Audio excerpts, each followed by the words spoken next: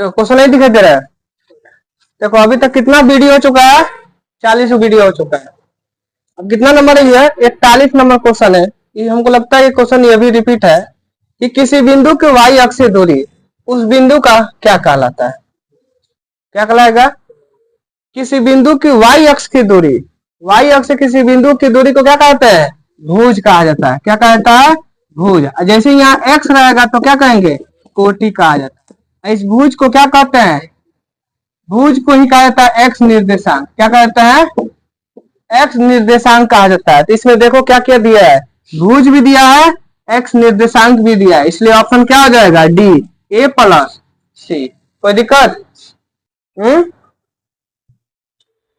42 number question है कि किसी द्विघात समीकरण के विवेचक, यानी विवेचक का मतलब क्या होता है? डी। डी का मान 0 से क्या हो? बड़ा हो तो दोनों मूल कैसे होंगे? याद करो, तुम लोग को हम बताए होंगे यदि डी का मान 0 के बराबर हो। दूसरा बताए होंगे डी का मान 0 से बड़ा हो। तीसरा बताए होंगे डी का मान 0 से छोटा हो। तब क्या होता है? तो इन दोनों में क्या होगा? वास्तविक होगा। क्या होगा जी? वास्तविक। इसमें भी क्या होगा? वास्तविक होगा।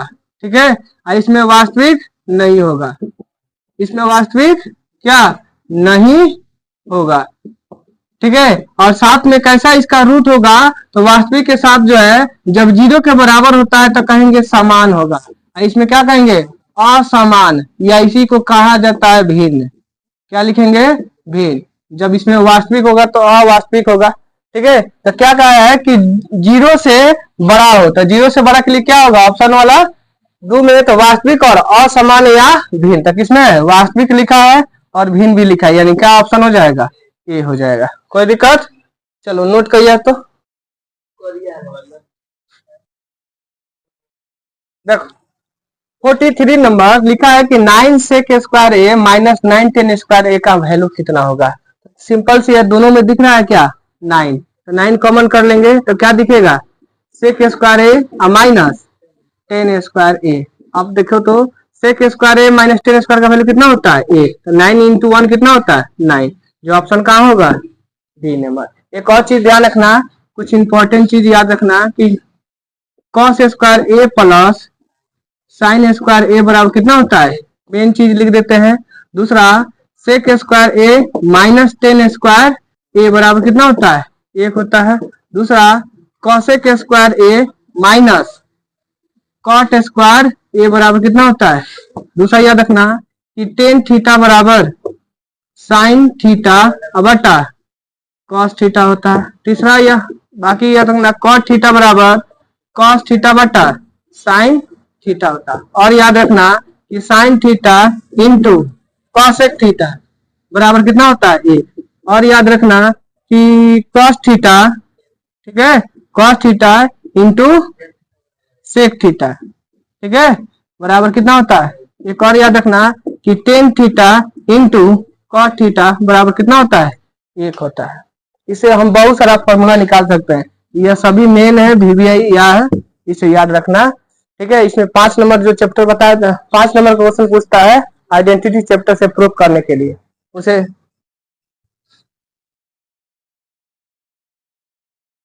44 यानी 44 नंबर का रहा है कि रूट अंडर 2 क्या है जी? रूट अंडर 2 एक संख्या है। कौन सी संख्या है? ऑप्शन दिया है कि परिमेय संख्या की या परिमेय संख्या की a प्लस बी। तो रूट में जो भी होता है वो क्या कहलाता है? अपरिमेय संख्या। जो रूट में जो भी होता है क्या कहलाता है? अपरिमेय। तो ऑप्शन क्या हो जाएगा? बी हो जाएगा। देखना कभी कभी क्या करता है, एग्जाम में दे देगा ऐसे 2 अंडर रूट 4, पूछेगा अभी कौन संख्या है।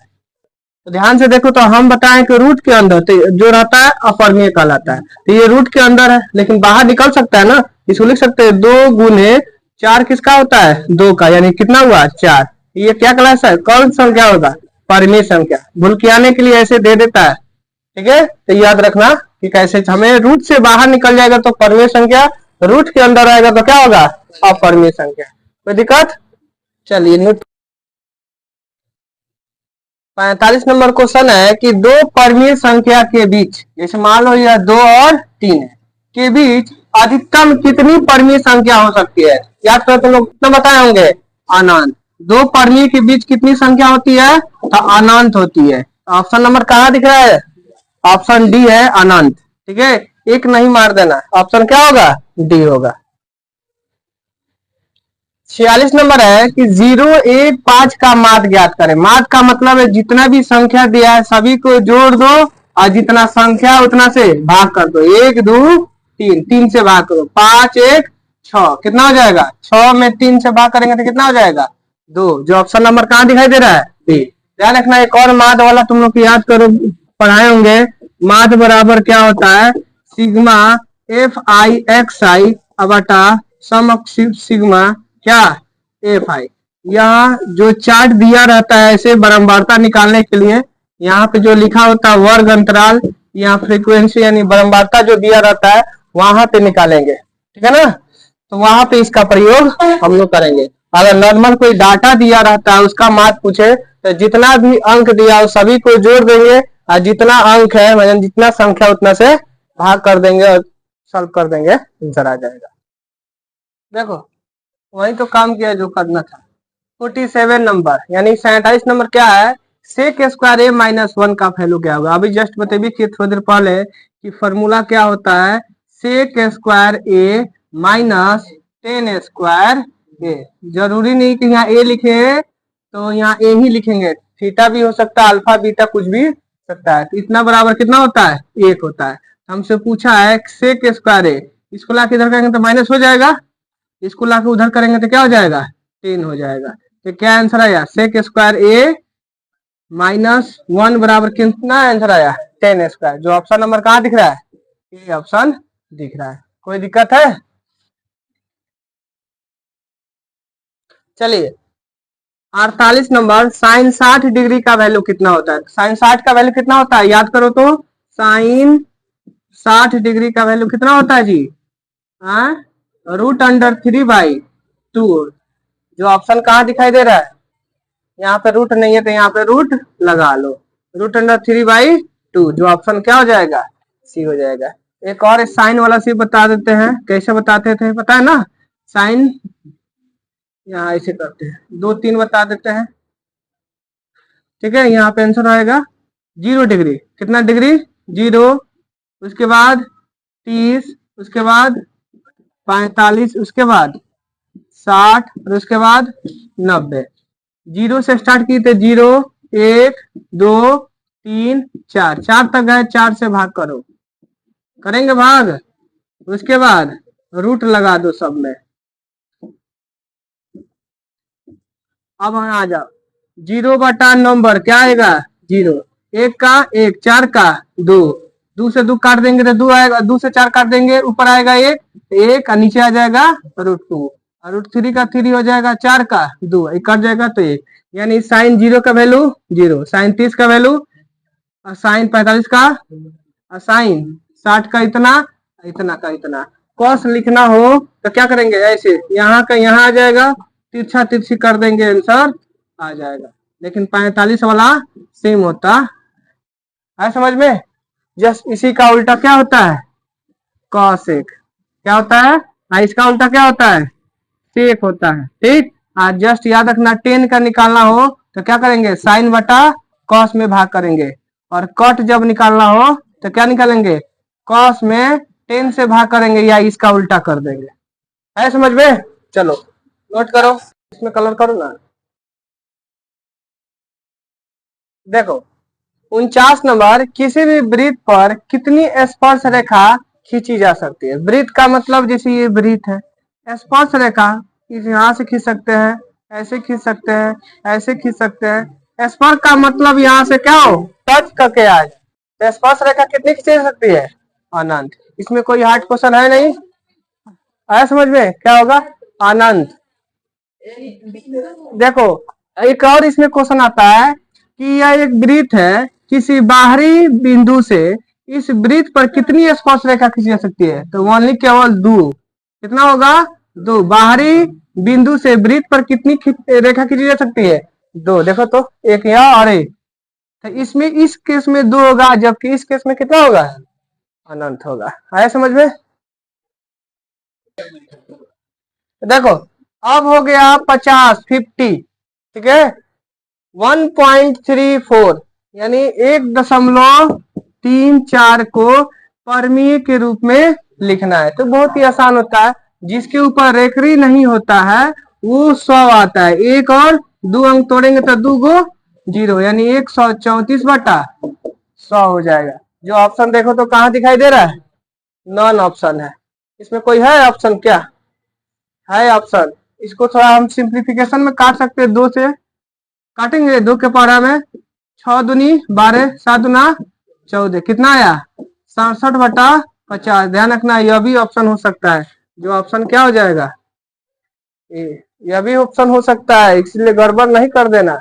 दूसरा एक और बात याद रखना, अगर मान लो 0.1 के ऊपर रेखरी हो तो 1 को ए लिखेंगे और रेखरी वाला को 9 लिखा जाता है। अगर मान लो ऐसे हो, यहाँ बी के ऊपर रेखरी हो तो ए बी लिख देंगे, और जिसके ऊपर रेखरी नहीं हो तो उसे घटा दिया जाता है। अब बटा जितना के रेखरी है उतना 9। जैसे एग्जाम्पल 2.3 के ऊपर रेखरी, तो यहाँ 23 लिखेंगे, ठीक है। इसके ऊपर नहीं है तो घटा देंगे, अब बटा 1 के 9, कितना हो जाएगा? 21/9। ठीक है, भाग करके देखना, इतना ही आएगा हमेशा। भाग करके देखो, 9 दूनी 18, 3 आया, फिर काटो तो कितना हो जाएगा? 9 तिरका 27, फिर 3 आया, 9 तिरका 27 डॉट डॉट। एक और बात याद रखना, तुमसे अगर पूछ दे कि निम्नलिखित में से कौन परमीय संख्या है, देखो एक टेक्निक एग्जाम में आता है। जैसे लिखा ऐसे,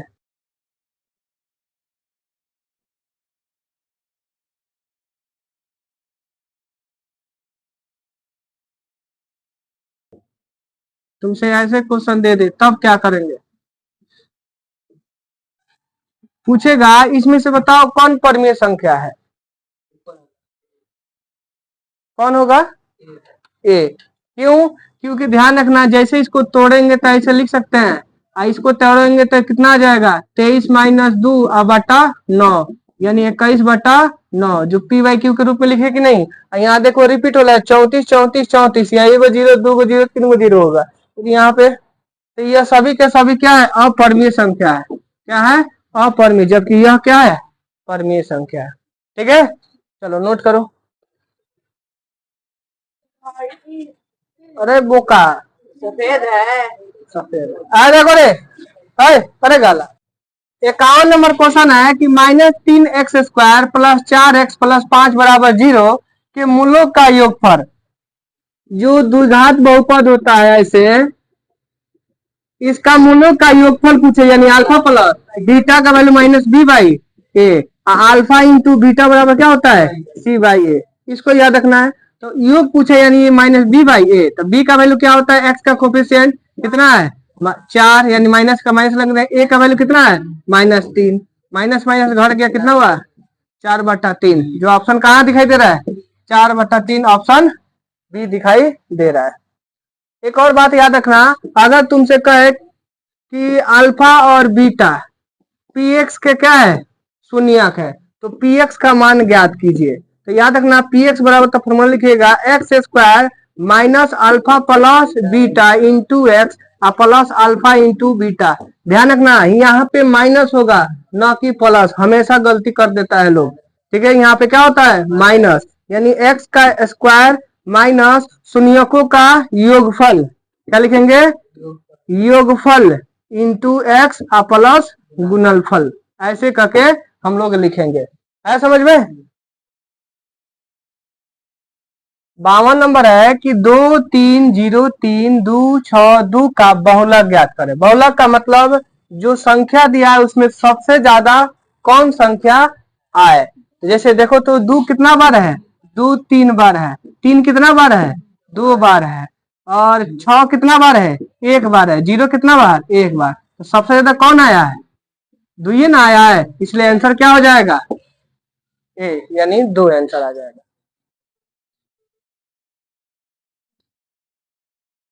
तिरपन है कि दो समान कोणिक त्रिभुज में उनकी संगत भुजाओं का अनुपात सदैव क्या होता है? समान होता है। यह बात किसने कहा था, यानी किसने कहा? तो याद करो, तुम्हें थेल्स पर में बताए होंगे। कि दो त्रिभुज ऐसे समरूप होते हैं यदि उनके कोण क्या हो, समान हो, तथा उनकी भुजा एक ही अनुपात में हो। ठीक है, तो उसे हम क्या कहते हैं, हाँ, थेल्स प्रमेय के नाम से बताए थे, थेल्स प्रमेय के नाम से जाना जाता है। जो आंसर क्या हो जाएगा, बस। तो ये बात किसने कहा था, थेल्स ने। अब पाइथागोरस क्या बोले थे, पाइथागोरस एक कौन सा त्रिभुज, समकोण त्रिभुज में कर्ण का स्क्वायर, कर्ण का स्क्वायर, लंब का स्क्वायर प्लस आधार के स्क्वायर के बराबर होता है। ठीक है, तो ये किसने बताया था, पाइथागोरस ने बताया था। ठीक है,